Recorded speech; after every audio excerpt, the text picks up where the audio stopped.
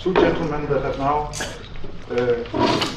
followed us in here. It's Joachim Zwalbe. He's head of chassis and tire development at Bugatti, and then our own Aurélien Oufiance, you saw him in the video, our designer behind the Technic version. In this first part, 15 minutes, we like to prioritize the more overall and general questions from the local press, the car media that might be here. Then we'll take a small break, and then we'll go into the more in-depth, specialized questions from you guys from the fan media. So we have this room to around 10:30, I believe. So we'll start. Any questions?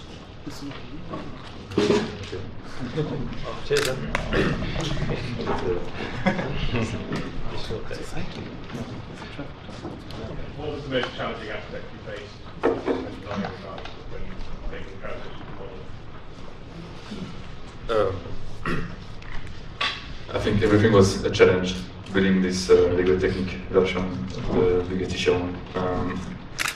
I think it's having so many functions that you have to pack in a small model, so we really have a good challenge there. But I think the shapes as well.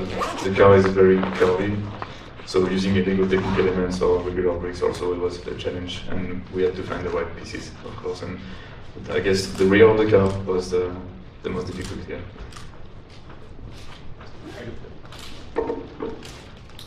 Yes. Or you say is the most important thing to get right? Is it the form or the function? Everything has to be right. It's a Bugatti LEGO Technic version, so yeah, everything has to reach the top level, both authenticity and functionality wise. So nothing is left for granted. Yeah. Yes. How do you actually start the process? Do you try and get the general shape and form and then have functionality, or is it all done at once? Yes, when we got to decide to work on Bugatti Chiron, we thought like, wow, that's going to be an extremely difficult challenge and to recreate. So we started with the exterior of the car first to see if we could create this car in the LEGO Technic pieces, LEGO Technic version of it. So I started with the outside, and I spent 6 months doing the outside, and then 6 months doing the inside, and then 6 months putting everything together.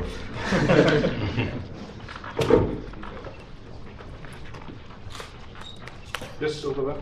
I'm curious, obviously on Lego's end they'll be selling a product. What is Bugatti's plans for the Lego model? Is it going to be used in marketing? Will there be, what is your interest going forward with the model? Is there any plans to use it in any way, shape, or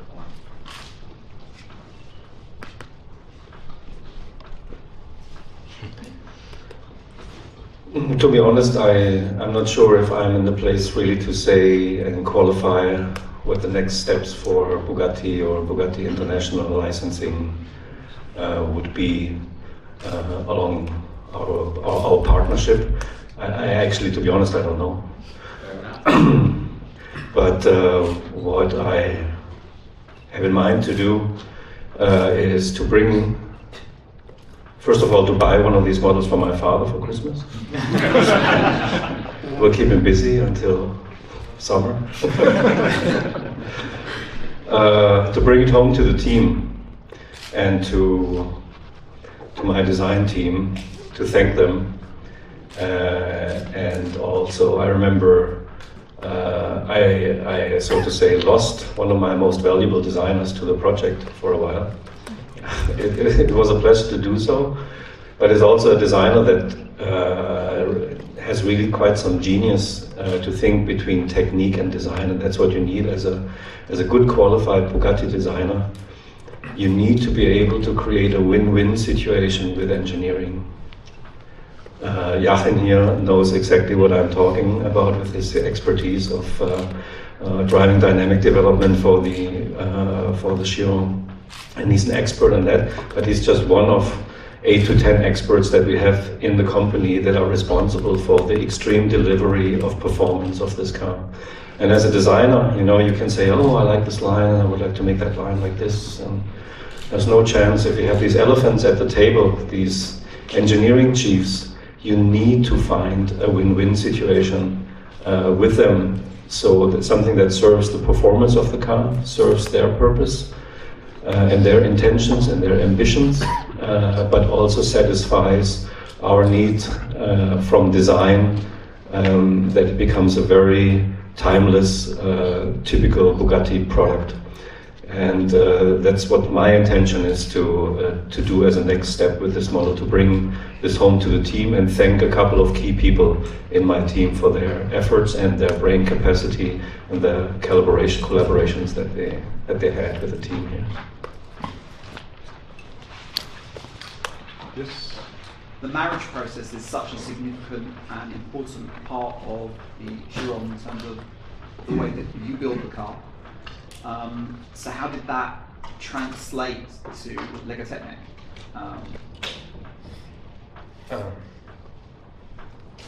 Explain Yes. it. Well, we want to have this model the best as possible. So we looked at how the process was, how they developed the real car. So they have this marriage process at the beginning when they do the chassis, and we want the people who will build the model to have a close experience as well doing the car. So that was crucial for us to have this also part of the experience when you build the model. So yeah, we thought it was very important to have this system. And how difficult was that for you to implement? Because obviously that's very Extremely difficult, yeah.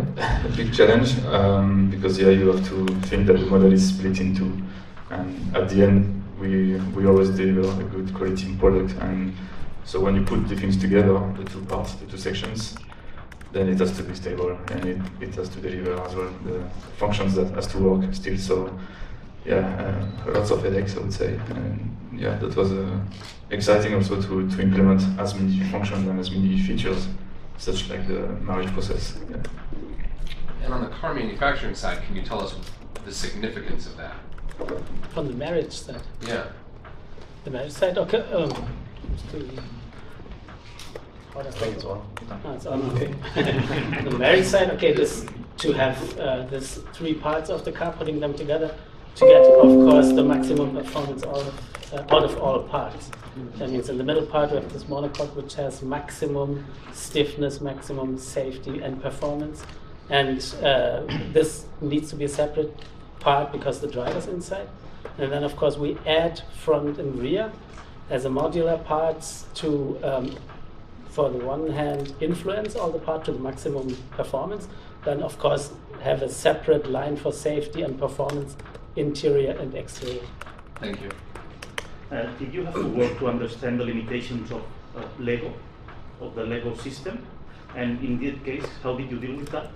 The limitations, because of course you cannot reproduce everything that you would like with LEGO bricks. There are some limitations on the building techniques. Do you mean from the LEGO side? From the no, yeah, but when you had to transmit what is the car to LEGO, there are some limitations that LEGO could not reach to reproduce the car. So how did you deal with that? Jochen, maybe I should answer that headache.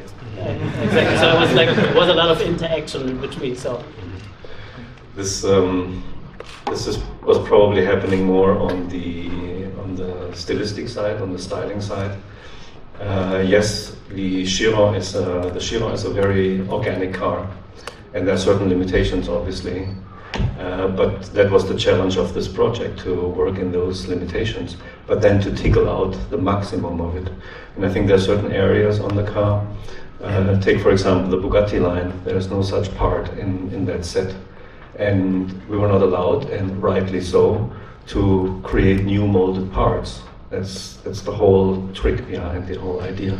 And therefore we came to bend, or the LEGO team started to bend a tube into place to create that line and make that tube be fixed in a couple of spots to find characteristic DNA lines of Bugatti that can work very nicely on the model, like you see that on the horseshoe grill on the front.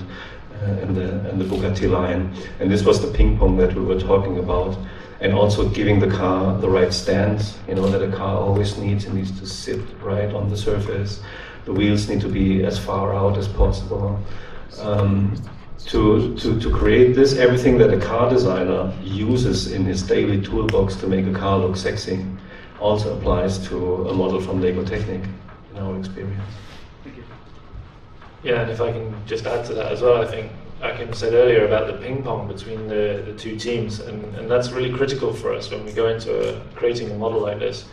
We sit down with the teams at the very beginning and show a very rough sketch model, or as good as we can get it at that time, and then we talk with them and we understand and we get to find out what are the key details, what are the key features of the real car, in this case the Chiron. What are those things that we really must try to focus on and really must get into the model, because you're absolutely right, we won't be able to create everything, and if we create one thing that may stop us from doing something else. So it's very important to get that dialogue early to understand what are those critical things. And I think, yeah, as I said earlier, the guys that were working with Akim came with the most amazing feedback, very detailed, very precise, and that allowed us to move to the next step, and then the next step, and the next step. So each time we showed a model, then it was a progression, it was a step forward, and it enabled us to really, to keep pushing, and for Oleon to really keep pushing to get the right design in the right place and the right features. And I think, just like with the real car, you really pushed what was possible in the car. Things like the rear light is very important to be correct, and it needs to be a single line of red. I understand the amount of time and legislation that you had to navigate to achieve that line. So of course you want to see that line in the LEGO Technic model. So there was many solutions for just that one piece to get that single red line. So there's also a fact that in car design or on our car, things that are perceived to be a certain way are not. And I had to collaborate with the LEGO team to fill them in a couple of, let's say, secrets of car design, or secret on our design.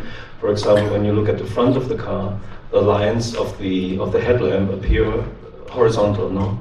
But they're not. If you would see the data, they're actually quite angled. If you would leave them just straight, the car would have a fairly sad face, you know, with drooping eyes like this. So you have to make them look as if they're straight, but by that you have to angle them up quite a bit. It's the same thing with straight lines, which you very often have with LEGO Technic parts. A straight line, when you use that on a car, and especially then on a full-size model, it will always look like it is hanging. Yeah, that's why you have to give it a certain crown so that it looks straight. So these kind of details we had to try to compensate with LEGO Technic parts and achieve and infiltrate, have the model infiltrating a couple of car designer tricks that it would replicate the look of the actual car. Good.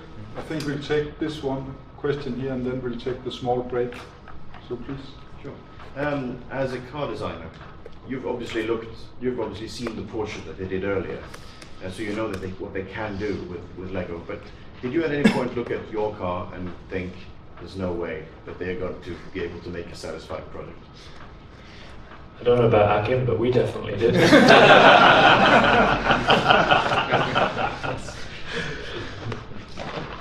To be honest, I called Michael Mauer from Porsche, who's the chief designer there. I called him up and said, how in the world do I go about this?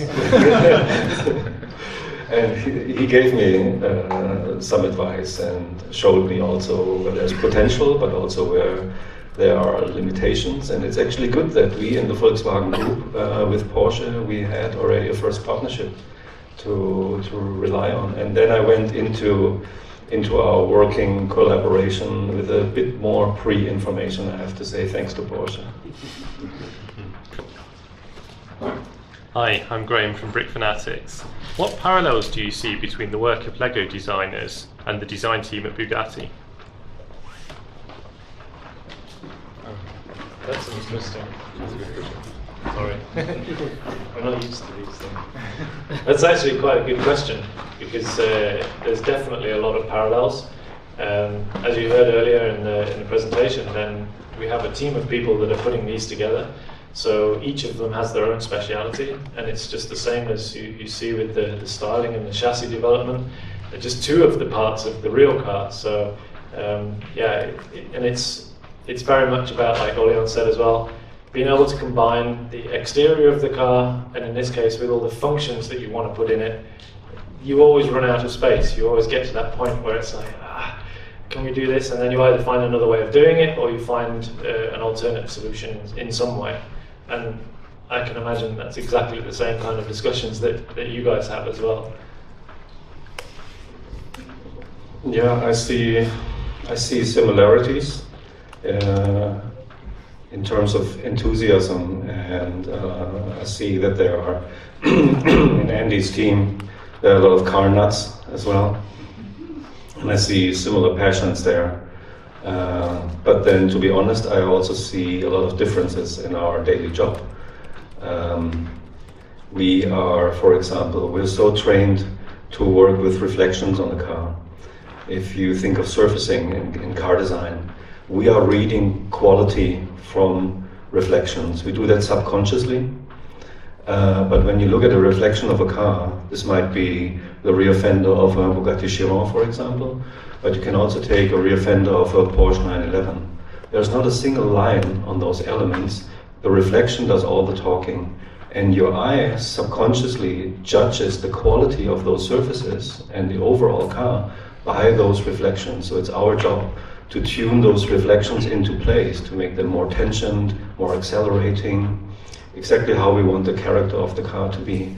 And this is something that is very special to classic car design to develop. In earlier days, this was done a lot in plastilene and in clay, and I think that's not a material that, for example, LEGO is working with, but it is part of our trade, and that's where we are worlds apart in terms of surface creation. Just Dave from the Brothers Brick. The Chiron was announced in March 2016. When did LEGO see this and say, oh, we want to make a car of that, or did you approach LEGO first? What was the timeline like, and how did it come, and what was the timeline for the development? Yeah, that's a very good question, because we definitely saw the car a long time ago, and we understood the functional possibilities that the car would have, and we definitely saw that the opportunity there was absolutely perfect to follow on from what we did with the Porsche. This would take it to a whole new level. So the time it took to meet with the guys, to go through that process, yeah, has led us from where we were in with Porsche to now. And the design development time that Oleon has been used to do this is yeah, considerable, should we say. So many different versions of the model, many different versions of elements, usage of different things, and then yeah, bringing it to where you see now. So I think we've been very honoured to be part of the process of creating the Chiron and seeing it evolve, and actually being brought into that world of Bugatti, and had the trust from them to be able to then get the material and to bring it into a LEGO Technic model. So. Yes. Hi, Paul from Zarius LEGO Workshop. I wanted to ask about the drivetrain, because from what I've seen, the car has an all-wheel drive, but no central differential in LEGO model, and no central differential in the real car. Why is that? How does that work? In the real car you have two differentials. But no central differential? No, there's a separate rear and front differential. So how does that work? Because from what I've seen, most all-wheel drive cars do have a central differential. Probably what you mean is, of course, we have a connection between both differentials. We are a Haldex clutch, that means we have complete regulation, controlling, and connection between rear and front. Oh. So that's the best compromise to get to all four edges of the road and get the maximum power and performance on each wheel. I see. So we have the maximum controllable version and can influence the torque that we can get out of the engine to all the four wheels in a very good way. Okay. Just for the Bugatti representatives, in your opinion, what, when you look at the final model, what for you is the most impressive aspect of the final Lego model? The part that you don't really see from here, which lays inside, and this I appreciate really the most. The real quality comes out when you look at the drivetrain and the development of the drivetrain and the gearbox and the shifting mechanism and the 16-cylinder engine. And when you're rolling this car, you see these 16 pistons going up and down. When I saw that the first time, I had a tear in my eye. Yeah, same with me. It's also the chassis details and the steering and everything is what you can see. I was amazed about this level of detailing inside this 1-8 car. Amazing. Yes, little room. Yep. We talked a lot about the final product. Part of a Lego product is building it, and the building experience is awesome. We had the joy of building it. The question is, how much was Bugatti engaged in the whole building process for the Lego community, so when they get to say? Or not? Not. Not our expertise. I think way over our head to to get involved there. I think you can be a little bit more. What's the word?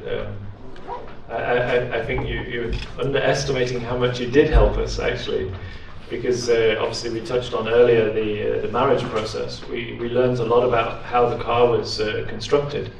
So even though Bugatti didn't show us how to do that in Lego, it was certainly one of the challenges for Oleon was to make sure that when you build the model from start, that you get that feeling that this is how the real car is made. Because of course we can't make a body piece and place it. It's all integrated. You have to keep the you have to keep the structure. So the feeling that you get that you build the centerpiece and then you have that marriage section, that's definitely been inspired by you guys. And of course, in the building instructions themselves, then you'll be able to read stories, and you also have the podcasts as well that you can then listen directly to the people involved in the process and hear their words for the different stages. The back row first. Daniel with Blocks Magazine. I was curious about how you determined the scale of the set. Like with such an amazingly complicated inside that probably doesn't scale perfectly to the Bugatti engine, since you're having to use Lego elements. Like, did you start with the inside and then say, okay, it has to be this big, build it, turn around it? Did you look at the portrait and say we want it to be roughly the same scale and within that constraints? How did you determine the scale of the model? Yeah, that was quite easy. I think you just answered it yourself a little bit there. We want this car to be the same as the Porsche in the same scale. And of course the Porsche is that scale because the Lego elements allow it to be in that scale. So it's the same Technic elements that we're using again. And so of course the scale becomes very similar, the way that the elements can sit with each other.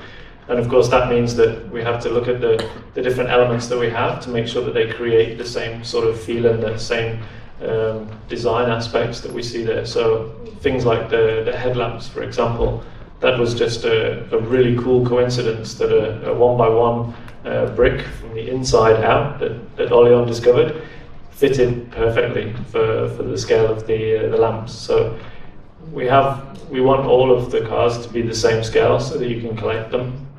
So that's the easiest answer. There first. I think you were first, yes. About the marriage again. Is that something you take in account from the beginning, or do you design the model and then afterwards try to figure out how to get the marriage? When I started designing the model, first did the exterior, so I didn't thought about the marriage process. This came later when we actually visited the atelier in France, and then we saw that there was a part of the process, and it's needed for us to do the same. So this came later, and I was developing the chassis, and then Andy and I decided, okay, let's take this challenge and see if we can do it. So we tried pushing in that direction, and yeah. So today we have the marriage process that works, it came later. It was not the first thing we had in mind. No. Thank you.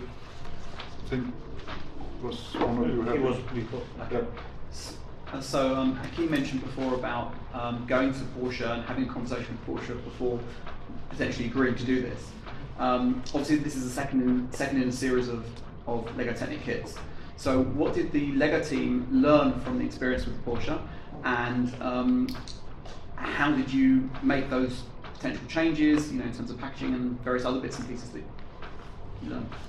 In terms of process, yeah, we pretty much did the same as we did with Porsche with Bugatti. I think the difference being the amount of involvement that Bugatti brought was even higher.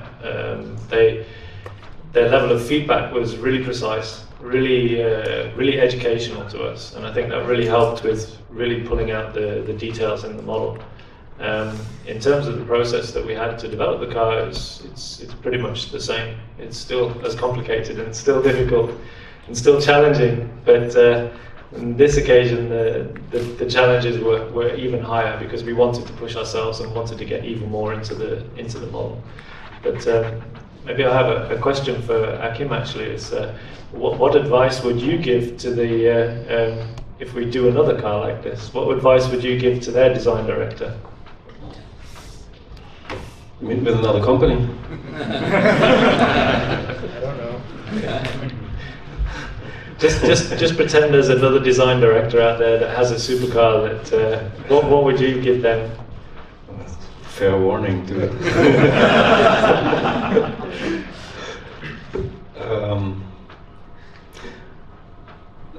However the product is, it is a joy to work together, but it's also a joy to find into the culture. Now I have very good friends and almost like a small Danish community in Berlin where I live. So I knew one or two things about Denmark, the design culture, to just encounter what LEGO means. I've never been here. I've never been to Billund. I never seen this small village being a world empire, in its expertise. I was never really aware of that, but I regard that as part of my general education. And why did I not know this before? And every chief designer, I think, could create that respect that I came to have for a group like LEGO and the overall operation and the charm and also the power that you have in authenticity around the world and the experience how a world community does not only spur the creativity in kids, but it also gets adults excited. There's a reason why I'm saying I would like to give this to my dad, because I know he will be fascinated by, in the process, putting this together. All this surrounding the community of LEGO, I started to understand slowly but surely, and I would recommend that to every other design team and the chief designer to discover what LEGO is really all about. Good. I think we were over here first. Yes. Yes. One question I need from Sporting Magazine to the LEGO team. Why does the model not include the Ackermann steering? Why doesn't it include Ackermann steering? Yeah. I think if you take a look at the wheels that we've got on this car now, it allows us to move the center point as close as possible. Of course, we always have to remember that this is LEGO Technic. It's a building system, so we can't uniquely create every single element of the model. And of course, the other thing we have to remember is that this model has to be replicated and rebuilt by many other people from instructions on a flat piece of paper. So the level of complication needs to be balanced. We always want this to be a challenging build. We don't want it to be impossible or difficult or fall apart. So we always want to make sure that we push the limit as much as possible, but that doesn't necessarily mean we can do everything, but we definitely try. First, Alright, this is obviously not the last Technic supercar, so my question is, because the two cars we have seen so far from you are very new cars, very recently introduced to the market. My question is, are you going specifically for new cars, or is there also a room for vintage cars, like maybe Ford GT40, like the Bugatti classic one? 35.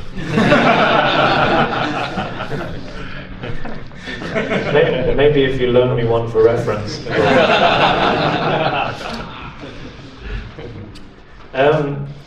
I think with LEGO Technic, it's very much about the technical aspects, the pushing the limits as much as possible.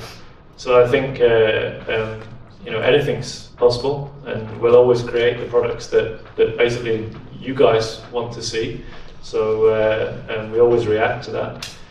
But I think in LEGO Technic, what we've shown so far with the two cars that we've done is that we want to be on that cutting edge. What is the big story? What is the new technical advancement? What is it that we can bring into LEGO Technic that appeals to you guys, our customers? So I think, who knows what comes next, but it will definitely have new functions and features, and will be a challenge to people like Olion. Good, I think we were there first. In the 911, there was some room for more motorization. In this one, there is no room, apparently, for motorization. Was that a design intent to focus on maybe some of the interior detail rather than motorization? I think with both this car and the Porsche, the intent is always to focus on the design detail and to make a really cool, big, challenging build. But I said it in an interview with the Porsche, give it until the end of the week and someone will make an RC version. I would challenge back that by the end of next week there will probably be an RC version on the internet, and that's great because just like when people buy a real car, they want to personalize it, they want to make it their own.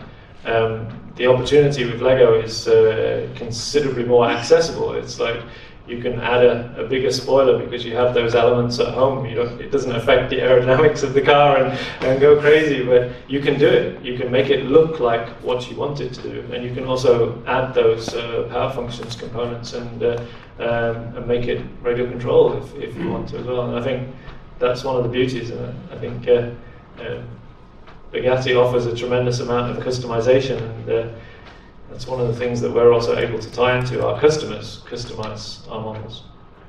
Good. 3 minutes left. We have. My question is that we've talked a ton about the technical aspects of both the car and the LEGO model, but you touched a little bit on surfaces and sort of the emotional aspects of a car and what makes it beautiful. And one of the things that you can do with the real car, if you were lucky enough to actually have one, is drive it, and that's a moment of joy. And I was wondering, sort of like, what are the emotional elements that you wanted to sort of capture in the LEGO model, and how did you translate what those emotional moments are from the car designer to the set designer? Does that make sense? It's a good question. Well, I think everything that is iconic and authentic to the real Bugatti car, had to be translated in the LEGO Technic version. And that was a big challenge, of course. But I think this is when you get this emotion aspect, as you say, when you can really see the real icons of the real car translated into your LEGO model, like the front horseshoe, and when you follow the line, you can really feel that this is that line I'm talking about, and you have the same line inside, and adding a lot of details, pushing the authenticity to a higher level. And I think this is what makes it that you feel it's a Bugatti product. And also the rear with the beam of light. That is very iconic. I would like maybe to add, there are several levels of emotionality on a Chiron. And one is certainly the design and styling aspect, and that we talked about already. But if you ever have a chance to drive a Chiron, thanks to people like Joachim, it's from a different world, believe me. Not only in driving dynamics, it's unbelievable how I can steer and gun this car into an apex. There is no understeer, and then I drive out of this car full throttle, and there is a slight oversteer. Amazing chassis development compared to the Vero. But the real highlight is always the enormous torque that you have with this car.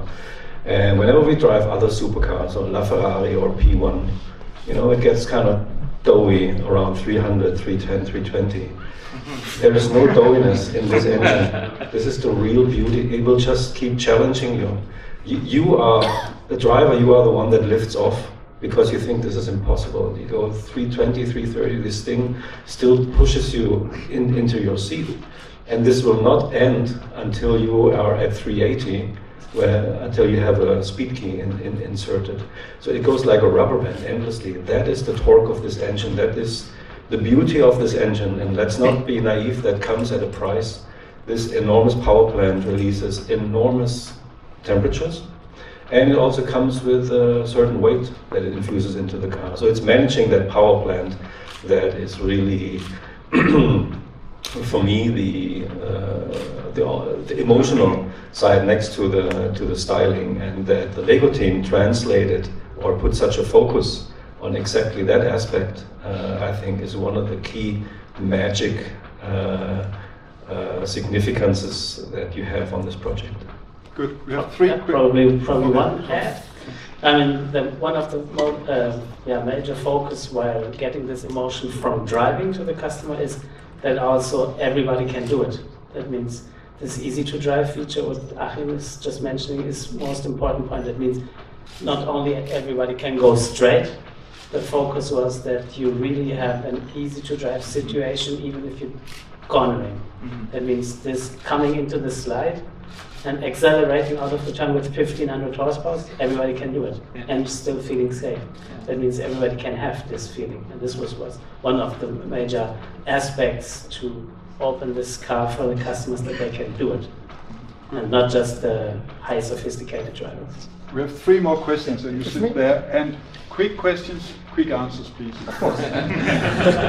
Andres zusammengebaut. What has been the most fun part in the design process? Quick answer. Driving the Veyron.